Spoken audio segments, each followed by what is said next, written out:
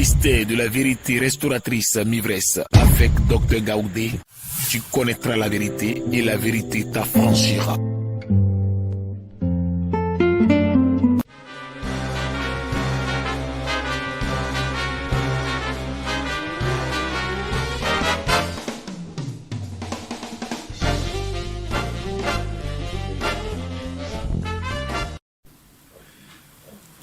Que la paix du Seigneur soit avec nous. Je vous salue tous dans le nom de Jésus de Nazareth. On baisse la tête pour confier ce moment au Seigneur afin qu'il nous enseigne lui-même. Papa, viens nous enseigner ce matin, Dieu d'Abraham, Dieu de nos pères. Éternel est Dieu, Dieu de la connaissance, Dieu omnipotent, omniprésent, omniscient. Viens ce matin. Parlez à toutes les nations, parlez à tes enfants. Instruis-nous par ta parole. Donne-nous la vie par ta parole. Au nom de Jésus. Amen. Amen. Donc la parole d'aujourd'hui, qui est la commission de notre Seigneur Jésus-Christ, est tirée du livre de Job. C'est tiré du livre de Job. Prenons le livre de Job. Job chapitre 16, verset 11. Job chapitre 16, verset 11, la parole de Dieu dit: Dieu me livre à la merci des impies. Il me précipite entre les mains des méchants. Parole de l'Éternel. Job 16, verset 11. Je relis une dernière fois. Dieu me livre à la merci des impies. Il me précipite entre les mains des méchants. C'est Job qui parle. Et c'est cette parole que le Seigneur nous donne ce matin. Job, dans sa souffrance, a eu des soutiens de ses amis. Quand il y a souffrance, quand tu vis des problèmes, il y a des amis qui te soutiennent. Et donc, parmi ces amis-là, il y en a qui te parlent bien, il y en a qui te parlent mal. Il a eu des amis qui sont venus le soutenir dans ses difficultés. On ne va pas rentrer dans ses difficultés. Alors, parmi ses amis, celui de qui il s'agit aujourd'hui, c'est Eliphaz. C'est Eliphaz qui va déclencher quelque chose de profond en Job. Et cette chose profonde-là, Job va laisser ça sur la terre comme enseignement. Alors donc, avant de commencer, écoutons quelques paroles de soutien d'Eliphaz, l'ami de Job. Quand on prend le livre de Job au chapitre 4, on prend le livre de Job, revenons dans le livre de Job. Job chapitre 4. Verset 3 à 5, la parole de Dieu nous dit. Verset 3 à 5. Qu'elle nous dit la parole? Il dit voici. Tu as souvent enseigné les autres. Il dit à Job, Job, tu as souvent enseigné les autres. C'est toi qui as enseigné les autres, toi. Tu as souvent enseigné les autres, les gens. Tu as fortifié les mains languissantes. Les gens avaient les mains languissantes, les gens étaient découragés, mais toi tu les as fortifiés.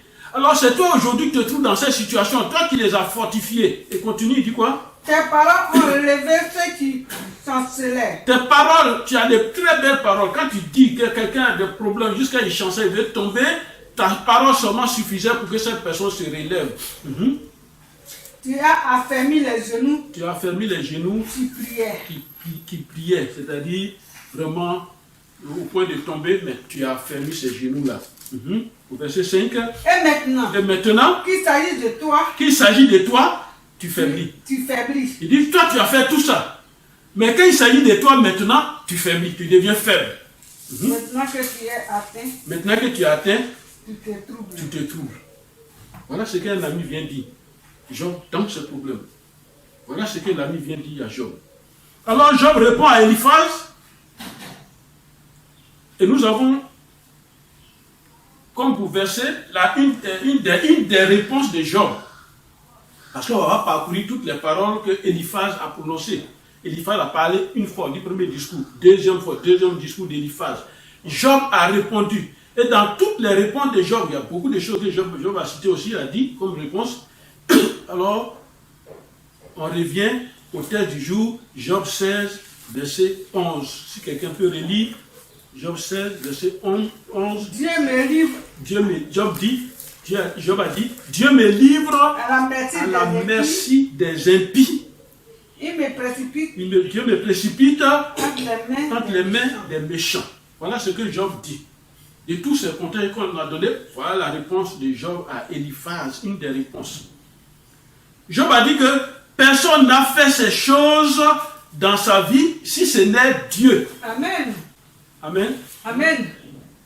Vous voyez, il y a des choses qui nous arrivent. Mais comme nous ne savons pas que Dieu est supérieur au-dessus de toute situation et de toute chose, au-dessus de tout Dieu, on cherche des accusations. Mais la parole de Dieu dit rien n'arrive sans que Dieu ne l'ait ordonné. Amen. Amen. Amen. Et c'est Dieu qui l'a livré à la merci des impies et des méchants. C'est ce que Job veut dire. Dieu m'a livré à la merci des impies et des méchants. Dieu l'a livré entre les mains des impies. Dieu l'a livré entre les mains des méchants. C'est ça le thème du jour. Amen. Amen. Alors, qu'est-ce que nous en tirons comme thème pour le message d'aujourd'hui? De qui es-tu à la merci? Autrement dit, tu es à la merci de qui? Amen. De qui es-tu à la merci? C'est le thème d'aujourd'hui. Tu es à la merci de qui? Vous savez, il y a des choses dans le spirituel qu'un chrétien, quelqu'un qui veut marcher avec Jésus, doit connaître. Il doit connaître parce que les connaissances superficielles qu'on donne maintenant dans les églises ne peuvent pas affranchir l'homme, ne peuvent pas avancer l'homme spirituellement. Amen. Souvenons-nous des problèmes que Job a eus. J'ai dit, je ne vais pas les parcourir, mais on a lu, moi, quelqu'un a lu au moins une fois. Les problèmes que Job a eus. Il arrive dans nos vies d'avoir une succession ou une avalanche de problèmes en même temps. Des problèmes qui dépassent notre entendement et qui nous détruisent. Ils détruisent tout. Et même autour de nous, autour de toi, ils détruisent. Alors, dans ces situations, remarquez que nous ne sommes pas corporellement atteints dans ces situations. Les poids et les difficultés peuvent ça peut nous affaiblir et même nous faire coucher. Et c'est en ce moment-là les secours semblent absents. Vous voyez le cas de notre frère Job. Les amis sont venus, mais Eliphaz a dit quelque chose. C'est de cela que nous parlons aujourd'hui. De qui es-tu à la merci? Alors, suis-moi bien. Je ne suis pas en train de parler de quelqu'un qui t'a fait quelque chose qui te dit merci. Non, non, non. De qui es-tu à la merci? Amen. Si nous reprenons le texte du jour, Job a été clair, il a dit dans Job 16, verset 11, qu'on a lu tout de suite, c'est ressorti. Job 16, verset 11, c'est bien ressorti dedans, cette phrase. Amen. Et je la reprends, il dit, Dieu me livre à la merci des impies. Dieu me livre à la merci des impies.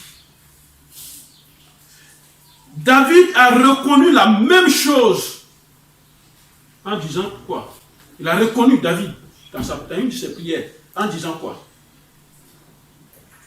C'est-à-dire, il parle de l'Éternel. L'Éternel mit son peuple à la merci du glaive. À un moment donné, quand le peuple déconne, quand le peuple s'éloigne de Dieu, qu'est-ce que Dieu fait? il permet que les ennemis les attaquent, ils tuent d'autres à l'épée et tout ça. Et c'est quoi David dit, l'Éternel mit son peuple à la merci du glaive. Psaume 78, verset 62.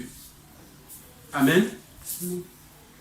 Donc, un autre élément s'ajoute à ce que nous voulons connaître encore aujourd'hui. Mettre un peuple ou quelqu'un à la merci du glaive. Mettre quelqu'un à la merci du glaive.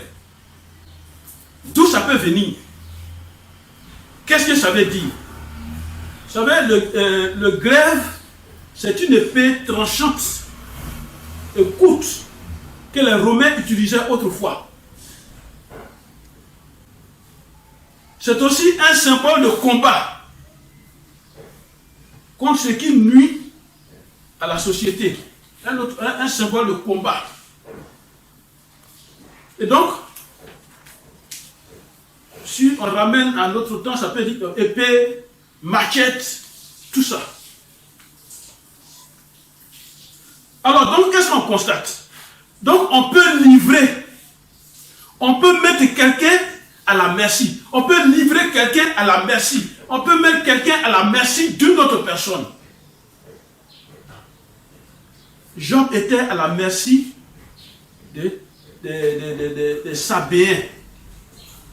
Pendant que je parle, prenons Job 1, prenons Job 1, on va pas dire en même temps. Job 1. Prenons Job 1. On voit comment Job aussi a été attaqué. Amen. Donc Job aussi était à la merci des Sabéens. Qu'est-ce que les Sabéens ont fait? Allons dans Job 1, verset 15. On va lire Job chapitre 1, verset 15. Qu'est-ce que les Sabéens ont fait? Les Sabéens se sont jetés dessus les uns dessous. Les Sabéens se sont jetés dessus, les ont enlevés et ont passé les serviteurs au fil de l'épée. Un instant. Il dit les Sabéens se sont jetés sur les serviteurs de Job et ils les ont tués par l'épée. On a parlé des glaives tout de suite. Voilà. Ils ont tués par l'épée. Et ça, il dit les serviteurs au fil de l'épée. Amen. Qui les a livrés à l'épée? Qui les a livrés? On les a livrés de sorte que c'est par épée qu'ils sont tous morts. On les a tués par épée. Mais ils ne se sont pas préparés pour dire qu'il y a une guerre qui arrive. Amen. Et c'est en ce moment-là où ils ne peuvent même pas se défendre. Les Sabéens sont arrivés sur tous les travailleurs de Job. Alors c'est en ce moment-là qu'ils étaient à la merci du glaive, de l'épée, des épées. On continue. Et je me suis échappé moi seul pour t'en emporter la nouvelle. Dit la parole de Dieu. Amen. Amen. Ça c'est les Sabéens. Deuxièmement, qu'est-ce qui va se passer au verset 16? On parle de le feu de Dieu. Quelqu'un est venu et puis dit, le feu de Dieu est descendu du ciel et a consumé quoi? Au verset 16. Il dit, il parlait encore.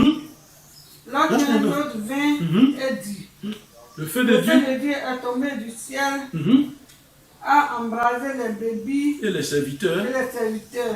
Et les a consumés. Amen. Le feu de Dieu est descendu et a consumé les brebis et les serviteurs de Dieu. Le feu de Dieu les a consumés. Donc, deuxième élément, le feu de Dieu est descendu. Dès cet instant, dans le camp, le feu, ils étaient à la merci du feu de Dieu. Amen. Maintenant, les Chaldéens vont s'ajouter. Vous voyez, une succession de problèmes. Les Chaldéens vont s'ajouter. Il parlait encore au verset 17. Vint et dit, des Chaldéens formés en trois bandes. Se sont jetés sur les chameaux, les ont enlevés et ont passé les serviteurs au fil de l'épée. Amen. Donc les Chaldéens sont venus aussi et puis personne ne pouvait attaquer les Chaldéens. Là, on ne peut pas attaquer. Quand tu ne peux pas attaquer et qu'on t'attaque, on te fait tout ce qu'on veut, tu es à la merci de quelqu'un. Amen. Amen. Quatrièmement, Au verset 19. Il parlait Au encore. verset 19. Et Et voici, un grand vent est venu voilà, de l'autre côté du désert. qui peut maîtriser le vent? Qui peut se battre avec le vent? Un autre vent est venu de l'autre côté du désert. Et qu'est-ce que ce vent a Il fait? a frappé contre Il a frappé contre les quatre coins de la maison et s'est écroulé. Sur les jeunes gens. Ils sont tous morts. Amen. Amen. Amen. Voyez comment, quand on a la merci de quelque chose ou de quelqu'un, voilà comment les événements se passent. Amen. Au moins s'il était devant toi, tu pourrais dire on va se battre. Non, non, non. On va rentrer dans un combat, non. Mais il est devant toi, tu ne peux rien, et puis ça te fatigue, ça te travaille, ça te détruit. Amen. Alors Job était donc à la merci de ces 4 événements dans sa vie. N'es-tu pas sous la dépendance de quelqu'un, toi qui m'écoutes? N'es-tu pas sous la dépendance de quelqu'un? Ne dépends-tu pas de quelqu'un qui te contrôle de cette manière, qui introduit ces événements malheureux dans ta vie? Je suis dans le spirituel et je te parle. Des esprits t'ont été délégués pour qu'il y ait cette confusion dans ta vie. Jusqu'à quand vas-tu comprendre que tu es à la merci de ces esprits? Jusqu'à quand? Toi qui m'écoutes, ta vie dépend des impies. Ta vie dépend des démons. Ta vie dépend des méchants. Ta vie dépend des sorciers. Tu n'as aucune indépendance spirituelle. Et c'est en ce moment-là maintenant que tu dois te réveiller. Parce que chacun de nous, chaque chrétien, celui qui marche avec Jésus doit avoir une indépendance spirituelle. Comme si tu es la propriété de quelqu'un. Tout ça t'arrive comme si tu es la propriété de quelqu'un. C'est-à-dire, c'est comme si tu appartiens à quelqu'un et que tu n'appartiens pas à Jésus. Parce que ce qui appartient à Jésus, personne ne peut venir prendre ça et manipuler de cette manière. Et c'est cette leçon-là que Dieu voulait nous faire voir, nous faire connaître, qu'il a introduit l'histoire de Job par rapport à ce qu'on appelle souffrance dans la vie. Amen. Amen. Il y a un lien, il y a une attache. Amen. Amen. Je répète, il y a un lien entre toi et qui te détruit, entre toi et quelqu'un, et ce lien-là en train de te détruire. Un lien très fort. Un lien très fort entre toi et les impies. C'est-à-dire, il y a une relation indestructible. Il y a une relation entre toi et les impies. Amen. Amen. Il y a une relation entre toi et les démons. Entre toi et les féticheurs, et les faux prophètes, et les faux pasteurs. Il y a une relation, il y a un lien qui est entre vous. Et c'est un seul qui pilote et dirige ta vie et ton existence même. C'est un seul qui pilote. Et c'est un seul qui dirige tout ce que tu fais. Dans ton existence, tout ce que tu fais. Pourquoi ils dirigent? Parce qu'ils connaissent. Rien n'est caché pour eux, pour toi. Parce que tu leur as tout livré. Tu es à leur merci. Parce que tu es leur propriété. Tu ne t'appartiens plus. Tu leur appartiens. Allons dans la Bible. Ézéchiel 36. Allons chercher le livre d'Ézéchiel. Ézéchiel 36. Allons chercher Ézéchiel 36. Verset 2-4. Ainsi parle le Seigneur l'Éternel. Parce que l'ennemi a dit sur vous, ha ha. Ainsi parle l'Éternel. L'ennemi a dit sur vous, ha ha. Ces auteurs éternels là sont devenus notre propriété. Prophétisez et dit. Ainsi parle le Seigneur l'Éternel. Prophétise et dit. Prie, parle, dis quelque chose. Oui. Oui. Parce que qu'on a voulu de toutes parts Parce qu'on a voulu de toutes parts vous dévaster. vous dévaster. On a voulu de toutes parts. L'ennemi a voulu de toutes parts, partout, dans tous les domaines de ta vie. L'ennemi a voulu, et l'ennemi veut te dévaster. Dévaster, détruire totalement. Enlever tout ce qui est gâté, tout ce qui est en toi qui est bien, il veut gâter. L'ennemi est venu, il veut dévaster. Et vous engloutir. Et puis vous engloutir. Ça, c'est l'objectif, ça.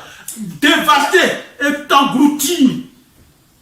Pour que vous soyez, comment? Vous avez été l'objet. Pour que vous soyez la propriété des autres nations.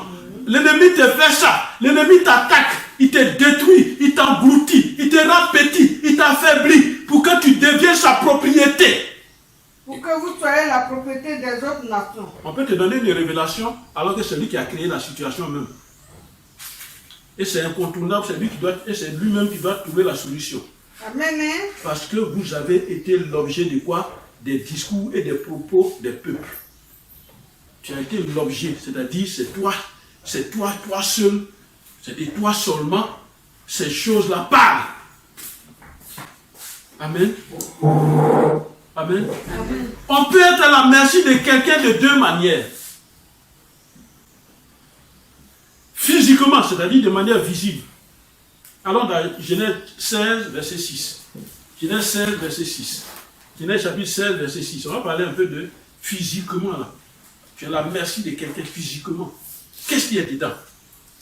Tu as la merci de quelqu'un. Genèse, premier livre. Genèse 16, verset 6. C'est le premier livre de la Bible. Abraham répondit à Sarai. Voilà. Voici ta servante est en ton pouvoir. Abraham dit à Sarah, voici ta servante est à ton pouvoir. Agis à son égard comme tu le trouveras bon. Voilà, agis à son égard comme elle est à ton pouvoir. Agis à son égard comme tu le trouveras bon. Pourquoi Abraham dit ça? Parce que Agar était la servante. Amen. Et c'est elle, c'est la femme qui a demandé à son mari d'aller avec la servante parce qu'eux ne faisaient pas enfant, et la servante est devenue autre chose, elle ne respectait plus la femme. Et elle se plaint à son mari, la femme se plaint à son mari Abraham, et Abraham dit, elle est à ton pouvoir, fais d'elle ce que toi-même tu veux. Et dès cet instant, à la suite de ce texte, de ce verset, dès cet instant-là, dès que l'ordre a été donné, la servante était maintenant à la merci de Sarah, la femme. Elle ferait d'elle ce qu'elle veut. Mais qu'est-ce qui est caché dans ce verset? Il dit, Abraham, on relit le verset 6, il dit, Abraham répondit à Sarah, voici ta servante est en ton pouvoir. Amen. C'est-à-dire la vie de la servante à cet instant-là n'a plus de pouvoir, c'est elle, la patronne, c'est elle maintenant son pouvoir qui agit sur la servante. Qui agit sur ta vie par son pouvoir? C'est quelqu'un d'autre qui agit sur ta vie parce qu'il a un pouvoir sur toi. Ils vont nous laisser ça. Quelqu'un d'autre agit à cause d'un pouvoir qu'il a sur toi. Mais c'est ce pouvoir qui doit s'arrêter. Amen. Amen. Réveille-toi pour que ce pouvoir s'arrête. Et celui-là qui agit. Et dans le spirituel, comme je le dis toujours, il n'y a pas de distance, il n'y a pas de temps. Quel que soit le lieu où il est, son pouvoir agit sur toi. Réveille-toi. Alors, il dit, agis à son égard comme tu le trouveras bon. Amen. Amen. Agis comme tu le trouveras bon. Amen. Deuxième, il dit, on peut être à la merci de quelqu'un de deux manières, physiquement et maintenant, deuxièmement, spirituellement. Dans l'invisible. Spirituellement. Amen. Donc, de deux manières, physiquement, spirituellement, on peut être à la merci de quelqu'un. Et si je retourne maintenant, physiquement, parce que quelqu'un te séduit. Quelqu'un te séduit en toutes choses. Et dans tous les domaines. Amen. Amen. Dans le spirituel, les gens aiment séduire les gens de cette manière. En te disant, lève-toi, Ta maman s'appelle tant, devant tout le monde. Oui, c'est vrai, on applaudit. Ton papa s'appelle tant, devant tout le monde, on applaudit. Toi, tu t'appelles tant, devant tout le monde, on applaudit. La séduction est installée. Dès que cette séduction est installée, tu ne peux plus te défaire de cette personne. Et tu ne peux plus avoir toi-même ton indépendance spirituelle devant Dieu. Or, ce n'est pas ce que Jésus veut. Jésus veut que chacun de nous soyons affranchis et libres. Libre dans ta maison, tu dors tranquille. Libre dans tes activités, tu n'es pas esclave de quelqu'un. Libre partout, tu n'es pas esclave de qui que ce soit. C'est ce que Jésus lui veut. Mais nous rentrons dans la séduction de ces hommes. Que ce soit des hommes de Dieu, que ce soit des féticheurs, des charlatans, des marabouts et tout ça, nous rentrons dans leur séduction et nous ne pouvons plus nous séparer d'eux. De qui es-tu à la merci? Prenons 2 Jean 1, verset 7. 2 Jean 1, ce n'est pas dit Jean, 2 Jean. Voilà, 2 Jean 1, verset 7. Il n'y a qu'un seul chapitre. Il dit quoi? 2 Jean 1, verset 7. Il dit car plusieurs séducteurs sont entrés dans le monde. Un instant. Il nous prévient. Jésus est en train de nous prévenir. Il dit plusieurs séducteurs, beaucoup de gens, par leurs paroles, par leur comportement, par leurs envoûtements, par toutes sortes de pratiques, sont rentrés dans ce monde. Pourquoi? Qui ne confessent point Jésus. Et ceux-là, ils ne reconnaissent pas Jésus, ils ne confessent pas Jésus. Vous voyez, vous allez rentrer dans une église. Je n'ai rien contre les églises. Ils commencent à prêcher, il n'y a même pas de texte biblique de départ. Or, c'est sur la base de la parole de Dieu que nous parlons. Et c'est en même temps, ils commencent à donner les prophéties. Ils donnent les révélations, les prophéties. Et c'est ça qu'on appelle prêcher ça. C'est ça qu'on appelle sauver les âmes, ça. Et nous restons dans ça. Et c'est pourquoi Jésus nous prévient. Il dit, beaucoup de ces gens-là sont rentrés dans ce monde pour nous séduire. Soyons prêts devant les séductions pour les éviter. Amen. Amen. Et qu'est-ce qu'il dit? Jésus, il dit quoi? Continue, au verset 7 toujours. Qui ne confesse point que Jésus est venu en chair. Oui. Celui qui est tel, c'est le séducteur et l'antichrist. Déjà, on l'appelle l'antichrist. Celui qui est tel, il est séducteur et l'antichrist. Pendant que je parle, tu prends 1 Timothée. 1 Timothée 4, verset 1. 1 Timothée 4, verset 1. Amen. Amen. 1 Timothée 4, verset 1. Le séducteur est rentré dans ce monde. Le séducteur est rentré dans tous les domaines. Amen. Le séducteur est tellement rentré dans ce monde que même étant à l'église, on écoute la parole de Dieu, mais on est sur Facebook, sur son téléphone. Mais l'Esprit dit. Mais l'Esprit dit. Expressement. L'Esprit dit, et c'est exprès que l'Esprit dit. Que dans les derniers temps. Il dit dans les derniers temps, les temps que nous vivons maintenant. Quelques-uns. Abandonneront la foi. On va abandonner la foi. Pour s'attacher à des esprits séducteurs. C'est-à-dire quoi? Ces derniers temps, on va abandonner maintenant la voie de Dieu. Parce que la parole de Dieu dit, pour être agréable à Dieu, c'est la foi. Ce n'est rien d'autre. Amen. Amen. Amen. Voilà. S'il n'y a que la foi qui existe en Dieu et nous, s'il n'y a rien d'autre. Pour être agréable à Dieu, il faut avoir la foi.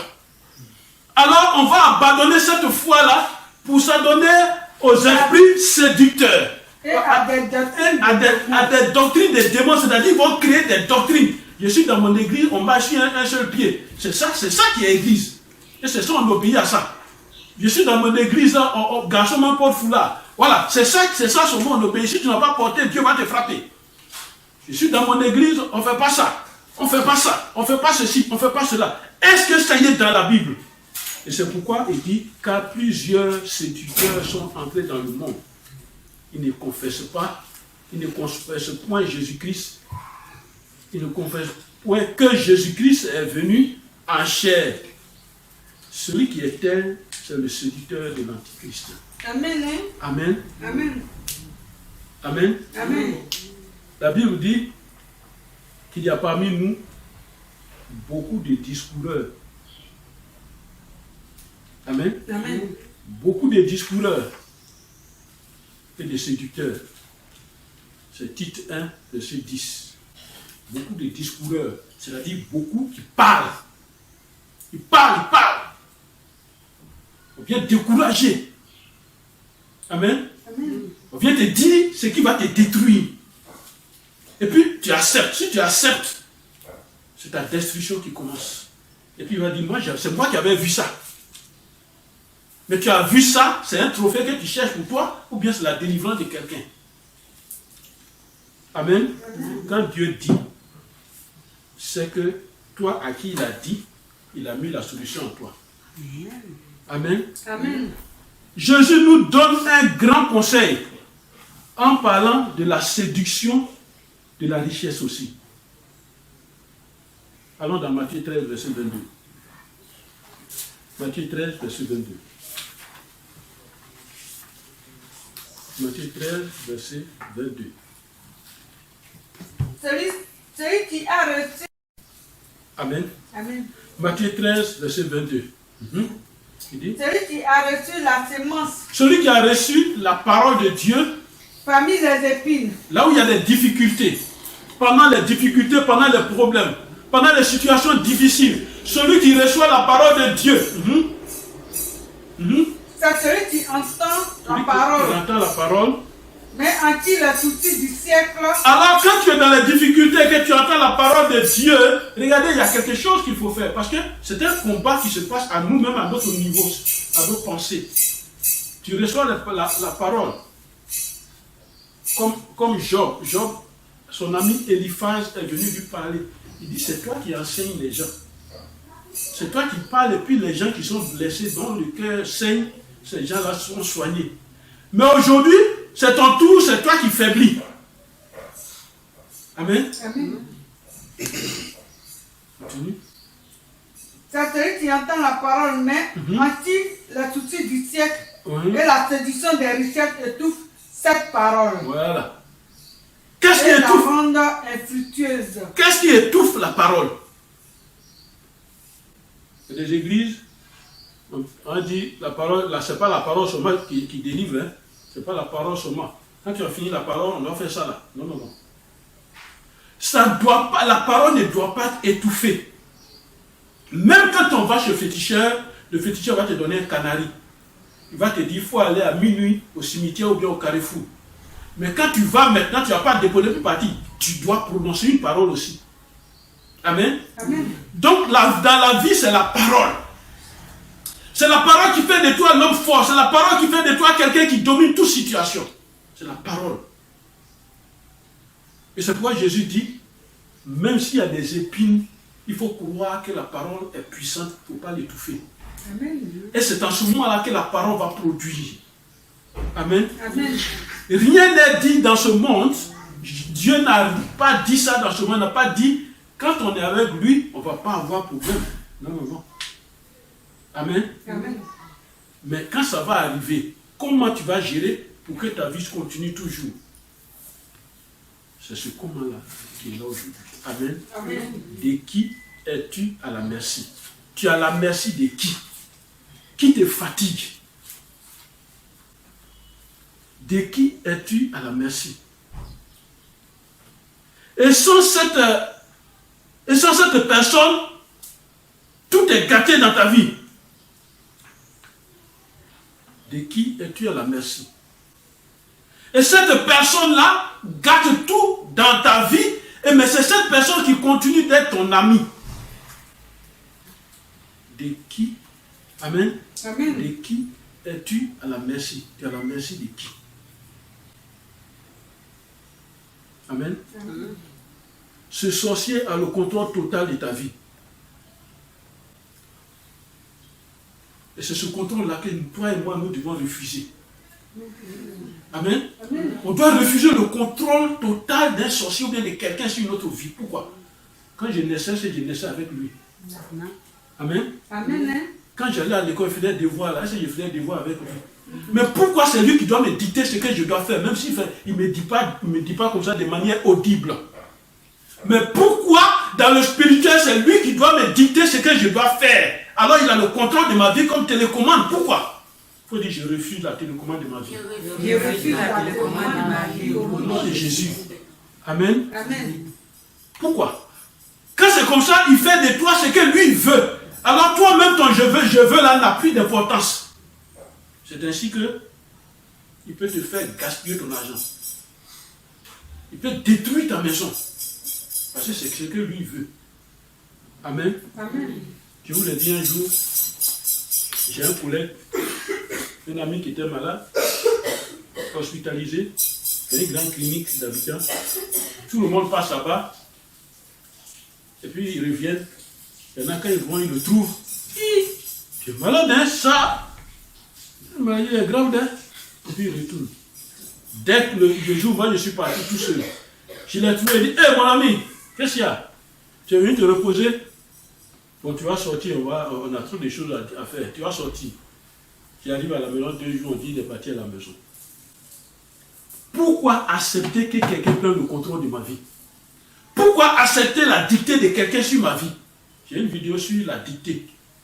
Pourquoi je dois accepter? Il faut dire, je refuse la dictée de quelqu'un sur ma vie. Je refuse la dictée de quelqu'un sur ma vie au nom de Jésus. Amen. Amen.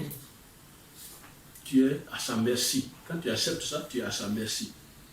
Écoute ce que la Bible dit dans Éphésiens 4, verset 14. On va lire.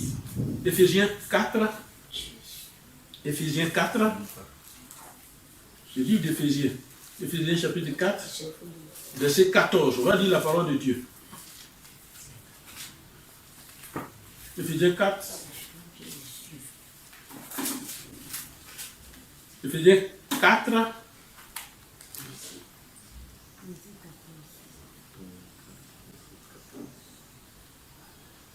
Commençons d'abord par le verset 12 et puis on va descendre jusqu'au verset 14.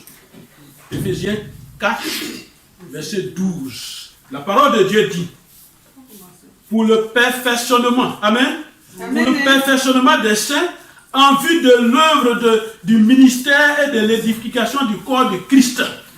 Le perfectionnement des saints, c'est-à-dire il doit arriver un moment dans ta vie spirituelle, dans ta vie de chrétien, il doit arriver que tout soit parfait.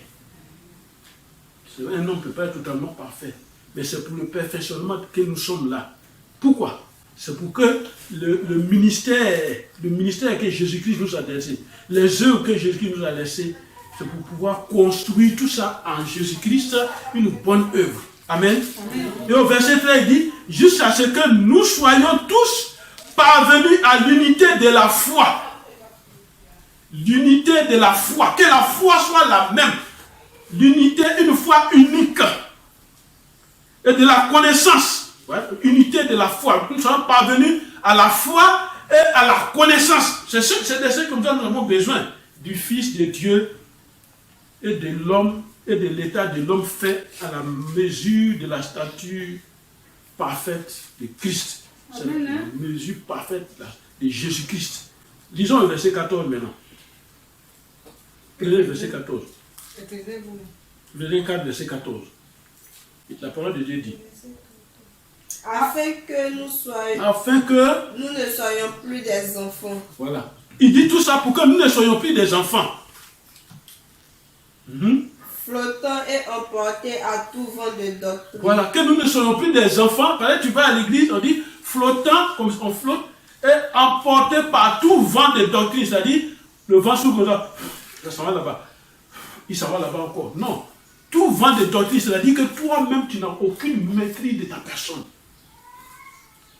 Tu ne sais pas ce que tu veux. Quelqu'un vient et puis il dit, Jésus est là-bas. Ouh! On s'en va là-bas. Or, pendant que tu dis, ouh, tout le monde s'en va là, Jésus avec toi. Et puis toi et Jésus, vous courez, vous allez voir un autre Jésus là-bas. Tout vent de doctrine. Quelle est ta doctrine? Tu vas suivre n'importe quoi. On dit, on plonge les gens dans l'eau et puis on est béni. Tu vas aller plonger dans l'eau encore. Tu as fini de plonger dans l'eau, demain on dit on monte à un arbre et puis Dieu te voit bien, puis tu es béni. Tu vas aller monter encore à un arbre. On déshabille les hommes pour être bénis, puis on te déshabille. Quelqu'un qui n'est pas ton mari, qui n'est pas ta femme, te déshabille. Et tu vas trouver ça normal. Amen. C'est ce que Jésus appelle tout vent de doctrine. Vous voyez, les ballons qu'on avait avant, quand on était petit, les ballons, on pompe comme ça, hein, c'est vraiment léger, caoutchouc. Quand le gardien est devant toi, tu tires, le vent me prend le ballon, la piste, ça enlève devant le gardien, ça revient. Voilà, c'est tout vent de doctrine. Où tu dois aller, là, tu ne vois pas. Mais Dieu veut que tu parles où tu dois aller. Amen. Amen. Mais c'est par rapport à la foi et à la connaissance. Il faut avoir ces choses-là, la foi et la connaissance. Il y a une vidéo sur la foi, il y a une vidéo sur la connaissance, c'est en ligne. Amen. Amen. Alors, Et continue. Continue. Éphésiens 4, verset 14, continue. Par la tromperie des hommes, Par la tromperie des hommes, par les ruses, dans les moyens de séduction. Voilà, la tromperie des hommes. Les hommes vont nous tromper. Amen. Ils vont nous tromper. On peut même prendre une parole biblique, parce que tu ne la comprends pas. La pervertie, elle devient autre chose, et puis on te la brandit. Et puis voilà, tu es obligé d'obéir, de respecter. Je veux que tu sois libre. Amen. Amen. Parce que la parole de Dieu dit, si Christ a franchi, tu es véritablement libre. Amen. Alors ne t'endurcis pas. Ne t'endurcis pas par la séduction du péché. Dit la parole de Dieu. Dans Hébreux 3, verset 13. Ne t'endurcis pas. Endurcis, c'est quoi? Ton cœur devient dur devant l'affaire de Dieu. Amen. Amen. Avant d'être chrétien, à la recherche de solutions de mes problèmes, à la recherche de la protection, avant d'être chrétien, à la recherche de la protection quand j'étais beaucoup plus jeune, parce que quand tu commences à travailler, c'est là les réalités se présentent devant toi. Amen. Amen.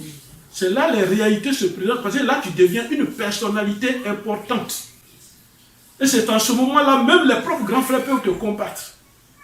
Parce que si toi qui es derrière là-bas, plus petit tu viens, on dit il y a un problème de 100 000 francs dans le village, tu déposes.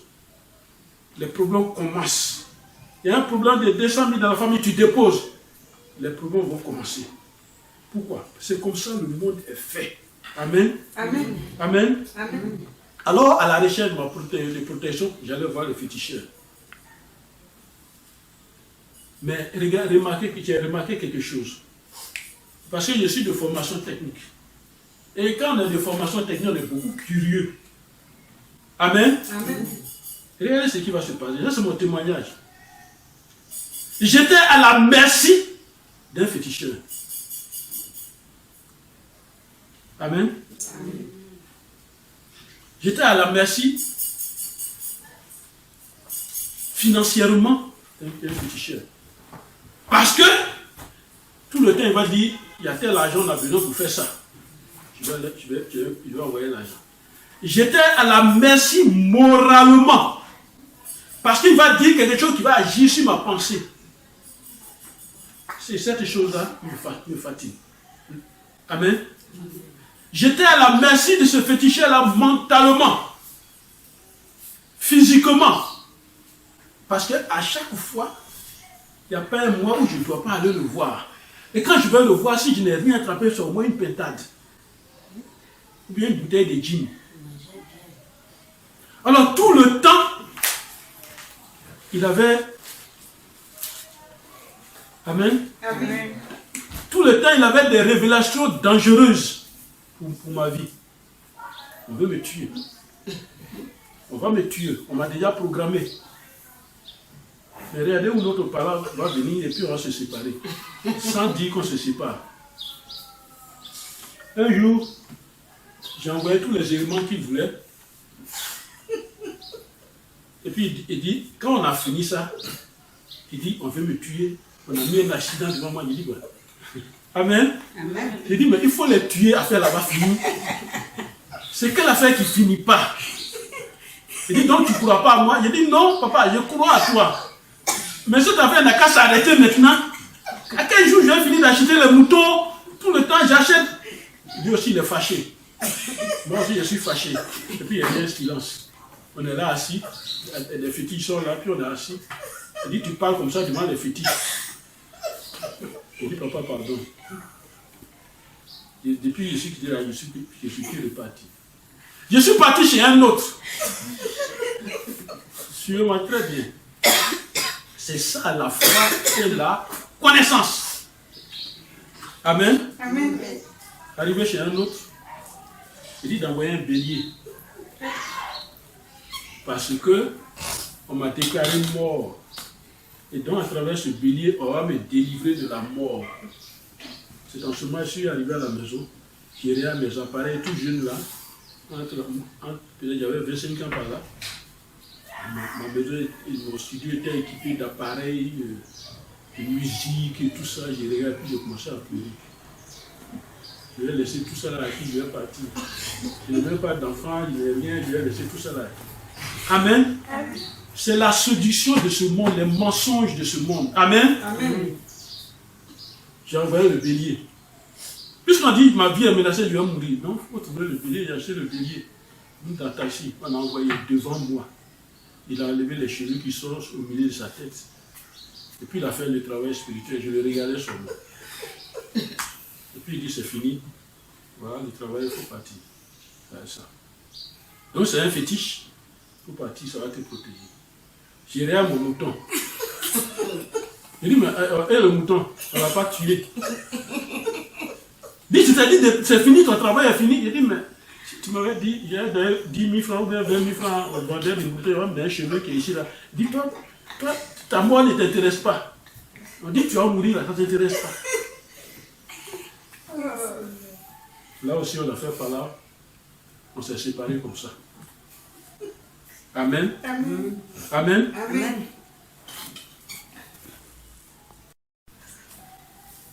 Amen.